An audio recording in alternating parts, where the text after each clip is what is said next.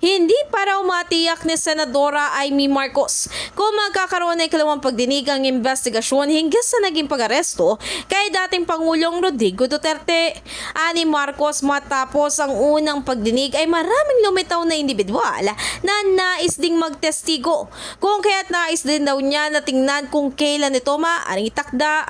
Pero sa kabila nito, tumanggi muna ang senadora na magbigay ng komento at hatol hinggil sa naging pagdinig. Ngunit nang matanong siya kung sa tingin niya ay dumaan sa due process ang pag-aresto, ang sinabi niya ay parang wala naman. Maalala, sa naging pagdinig ay inamin ni General Nicolas Torre III na electronic o soft copy ang isinilbi nila na warrant of arrest kay Duterte. Pero kalaunan ay binigyan naman umano nila ng hard copy ang kampo ng dating Pangulo.